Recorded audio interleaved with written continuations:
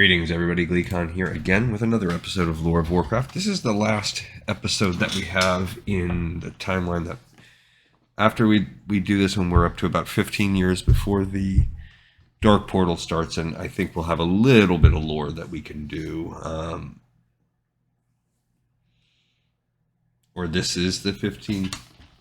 Check in the actual book itself.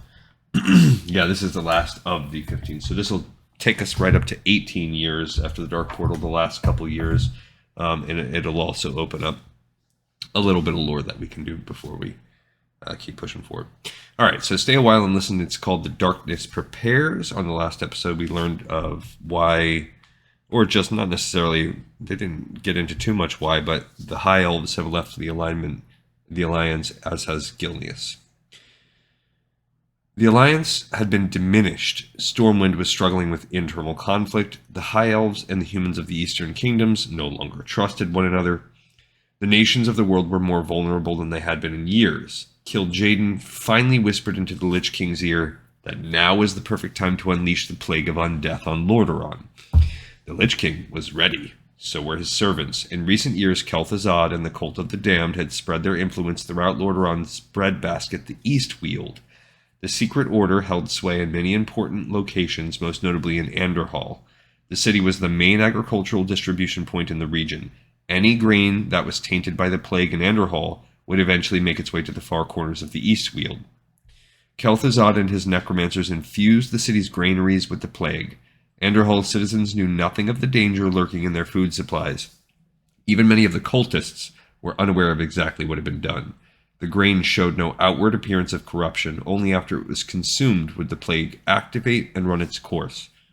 Merchants transported their lethal cargo along the usual trade routes, and innocent citizens consumed the newly arrived grain. Days passed before the first signs that something was wrong appeared in the towns and villages closest to Anderhall. There were complaints of fatigue and mild fevers, mostly from the young and the old. Then entire families became ill, then entire villages. None of the victims knew the source of their affliction, nor did they know that it was a precursor to the Legion's invasion. Yet there was someone who did know what the demons were planning. His name was Medivh, and he had died years ago. As his spirit drifted beyond the borders of reality, he watched the plague slowly creep over the Eastweald like a dark tide. Medivh wanted nothing more than to warn the world of what was coming, but he had no way of communing with the people of Lordaeron.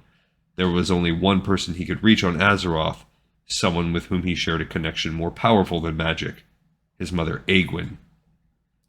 Alright, so we have the plague starting to spread, the plague that will eventually lead to the creation of both the Scourge and the Forsaken. It's infesting what will become the Eastern and Western Plaguelands, and eventually, Anderhall, which is, I believe, Western Plaguelands. We also have the spirit of Medivh as a character and how he's going to plan to contact his mother so his mother can warn it. This is all, I'm guessing, stuff that's critical to Warcraft 3. So again, leading up to that, and also really stoked to play that soon. All right, we got another episode in the pipe, 5x5. We'll switch it up for a little few episodes after this and do something that's non-Chronicles. Thank you, everybody, so much for watching, and I'll see you next time on Lore of Warcraft.